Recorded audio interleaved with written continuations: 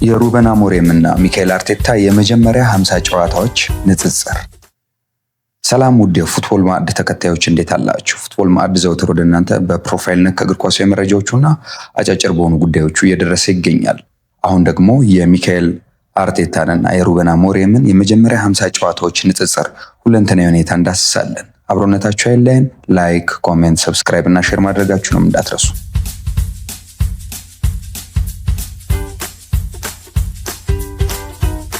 በማንቸስተር ዩናይትድ 28 በመቶ ድርሻ ያላቸው ሰር ጂም ራትክሊፍ ሩበን አሞሪም ትልቅ አሰልጣኝ ለመሆን 3 ዓመት ያስፈልጋቸዋል ማለታቸው የቅርብ ጊዜ ትውስታ ነው። ሰንደርላንድን 2-0 ከማሸነፋቸው በፊት ሊሰናበቱ እንደሚችሉ በስፋት ሲወራባቸው የነበሩት ፖርቱጋላዊው አሰልጣኝ አሁን ተደላድለው ለመቀመጥ እድል ያገኙ ሆነዋል። ቢሊዮነሩ ዘ ቢዝነስ ፖድካስት ጋር በነበራቸው ቆይታ አሰልጣኙ ጥሩ ዓመት እንዳላሳለፈ አውቃለሁ፣ ቢሆንም ምርጡ አሰልጣኝ ለመሆን በቂ ጊዜ ያስፈልገዋል ብለዋል። እግር ኳስ የአንድ ቀን ስራ አይደለም የሚል አቋም እንዳላቸው የገለጹት ሰር ጂም ራትክሊፍ አሰልጣኞችን በመቀያየር የሚመጣ ለውጥ እንደሌለ ማረጋገጫም ሰጥተዋል። የማንቸስተር ዩናይትድ አንጋፋ አሰልጣኝ ሰር አሌክስ ፈርጉሰን በመጀመሪያ 2 ዓመታቸው እንዲህ አይነት ፈታኝ ነገር ገጥሟቸው እንደነበር ያስታውሱት ራትክሊፍ ለአሞሪምም ያንን ጊዜ መስጠት አስፈላጊ እንደሆነ እምነታቸውን አስታውቀዋል። በተመሳሳይ አሰልጣኝ ሚካኤል አርቴታም በቂ ጊዜ ማግኘቱ ጠንካራ ቡድን መስራቱን በንጽጽር አቅርበዋል። በተመሳሳይ አሰልጣኝ ሚካኤል አርቴታም በቂ ጊዜ በማግኘቱ ጠንካራ ቡድን መስራቱን ለንጽጽር አቅርበዋል። በገቢ ከሪያል ማድሪድ በመቀጠል ትርፋማ የሆነው ማንቸስተር ዩናይትድ በውጤትም ወደ ኃያልነቱ ለመመለስ ለወጣቱ አሰልጣኝ ጊዜ መስጠት ፍላጎት እንዳለው በክለቡ ትንሽ ድርሻ ባላቸው ባለሀብቱ በኩል አስታውቋል። በአንጻሩ ሚካኤል አርቴታ አርሰናል በእርሱ ላይ ያለውን እምነት አጽንቷል። ይኸውም አርሰናልን ቋሚ የፕሪሚየር ሊጉ ተፎካካሪ በማድረግ የተረጋገጠ ነው። ከዚህ አኳያ የአርቴታና የአሞሪም የ50 ጨዋታ ንጽጽር እንደሚከተለው ቃኝተነዋል። አብሮነታችሁ በድጋሚ አይለየን።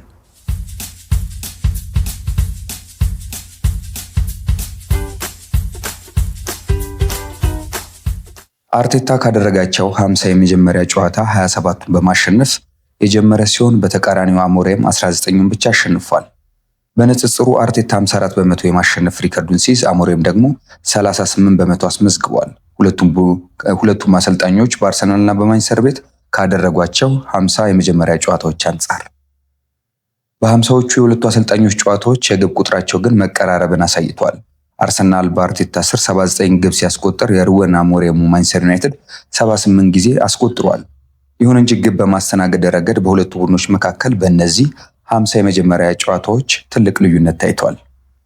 በ50ዎቹ የአሞሪም ጨዋታዎች ማንቸስተር ዩናይትድ 60 በመቶ ከአርሰናል በላይ ጎሎችን አስተናግዷል። በዚህ ጊዜ አርቴታ ካደረጋቸው 50 የመጀመሪያ ጨዋታዎች በ18ቱ ምንም አይነት ግብ ሳያስተናግድ መረቡን አስከብሮ ወጥቷል። በዚህም አርቴታ በመከላከል ረገድ ያለውን አቅም አሳይቶበታል። ከአርቴታ በተቃራኒ የአሞሪም ዩናይትድ 8 የሹት ኳሶችን ነው ከኢላማው መከላከል የቻለው። በ9 ጨዋታዎችም 2 እና ከዚያ በላይ ጎል ተቆጥሮባቸዋል።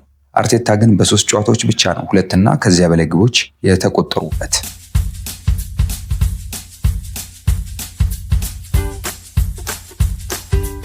በ50ዎቹ ጨዋታዎች የአሰልጣኞቹ የደረጃ እና የቡድን እድገት ምን ይመስላል? ንጽጽሩን እንደሚከተለው እናየዋለን። አርቴታ በ2019 አርሰናልን ሲረከብ ቡድኑ በ10 ደረጃ ላይ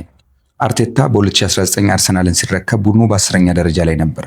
በተመሳሳይ አሞሪምም ባሳለፍነው የውድድር ዓመት ማንቸስተር ዩናይትድን ሲረከብ 14ኛ ደረጃ ላይ ይገኝ ነበር።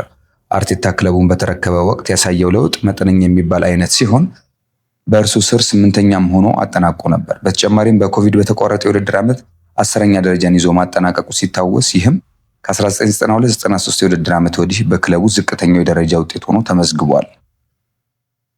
አሞሪምም ክለቡን ከተረከበበት የውድድር ዓመት 42 ነጥቦችን ብቻ በመሰብሰብ ማንቸስተር ዩናይትድ ታሪክ ዝቅተኛውን 15ኛ ደረጃን ይዞ ማጠናቀቁም ይታወሳል።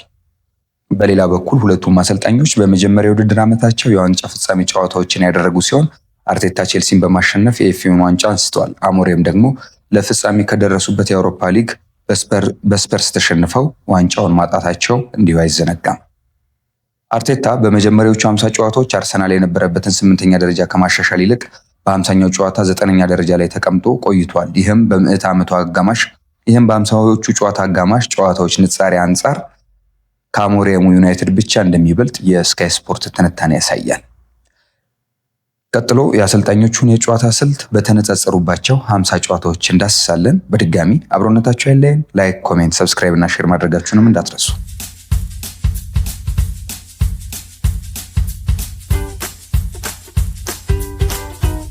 የአሰልጣኞቹ የጨዋታ ስልት በተነጻጸሩባቸው 50 ጨዋታዎች የአርሰናሉ አሰልጣኝ ሚካኤል አርቴታ በጨዋታ ስልት ረገድ ነባራዊ ሁኔታ ላይ የተመሰረተ አሰላለፍን እንደሚከተል ኤፍኤ ካፕን ባሸነፈበት የፍጻሜ ጨዋታ የእሱን ተመራጭ የጨዋታ ስልት 4-2-3-1ን በመተው በተከተለው የ4-3-3 አሰላለፉ ታውቋል።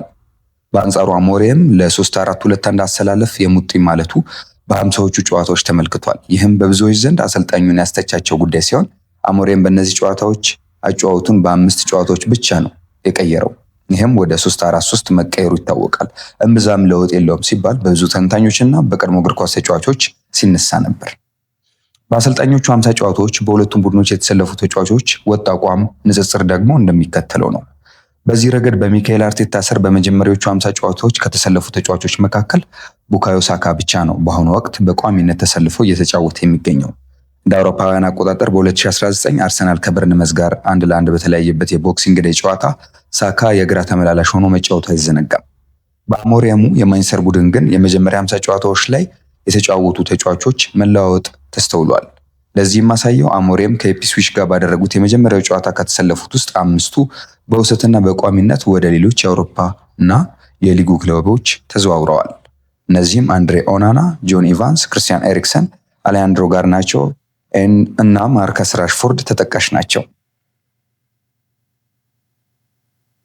በአርሰናል ቤት የታየው የተጫዋቾች ለውጥ ግን አዝጋሚ የነበረ ይመስላል።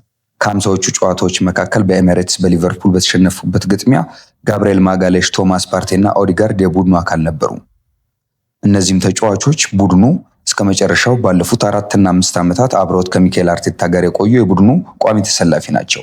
በዘንድሮው የዝውውር መስኮት ቶማስ ፓርቴ አርሰናልን ለቆ ወደ ስፔን ከማምራቱ በቀር የተቀሩ ተጫዋቾች በአርሰናል የቋሚ አሰላለፍ ቡድን ውስጥ ሁልጊዜም በቀዳሚነት የሚሰለፉ ናቸው። በአንጻሩ አሞሪም ሰንደርላንድን 2-0 በመርታት በ50ኛው ጨዋታ ድልና ደስታን ጨምሯል።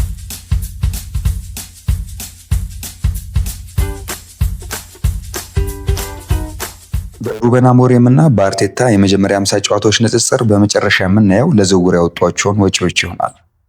አርሰናል ለዝውውር ያወጣው ገንዘብ በአስገምጋሚነቱ ማደጉ እሙን ነው። በዚህ የክረምት ዝውውር ወጪ ያደረገው 257 ሚሊዮን ፓውንድ ማሳያ ሲሆን አርቴታ በሁለት የዝውውር መስኮቶች ካወጣው 81.5 ሚሊዮን ፓውንድ አንጻር የቡድኑን የግንባታ ጉዞ እድገት ያረጋገጠ ነው። ማንቸስተር ዩናይትድ በበኩሉ በአሞሪም ስር አነስተኛ ቁጥር ያላቸውን ተጫዋቾች ቢያስፈርምም በዝውውር መስኮቱ ግን ከፍ ያለ ገንዘብ ወጪ እንዳደረገ ይታወቃል። በዝውውሩ ቤንጃሚን ሼሽኮን፣ ማቲያስ ኩኛን፣ ሪያን እምቤሞን በግዢ እንዲሁም ሲኔ ሌሜንስ፣ ዲያጎ ሊኦን እና አይደን ሄቨንን በውሰት ያስፈረመው ማንቸስተር ዩናይትድ ለዝውውሩ በአጠቃላይ 232.4 ሚሊዮን ፓውንድ ወጪ አድርጓል። በአንጻሩ በአርቴታ 50 ጨዋታዎች ከተጫዋቾች ሽያጭ አርሰናል በኤሚሊያኖ ማርቲኔዝ ብቻ 18 ሚሊዮን ፓውንድ ገቢ ሲያገኝ ማንቸስተር ግን በሩበን አሞሪም በ50ዎቹ ጨዋታዎች የአሰልጣኝነት ጊዜ ከጋርናቾ እና አንቶኒ ሽያጭ 61.7 ሚሊዮን አግኝቷል።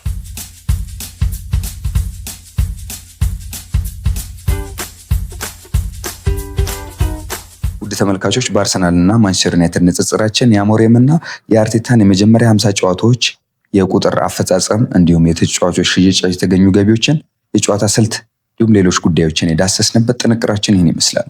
ከሌሎች የፉትቦል ማዕድ ዝግጅቶች ጋር አብራችሁ እንድትቆዩ ግብዣችን ነው። ላይክ፣ ኮሜንት፣ ሰብስክራይብ እና ሼር ማድረጋችሁ እንዳትረሱ። ሰላም።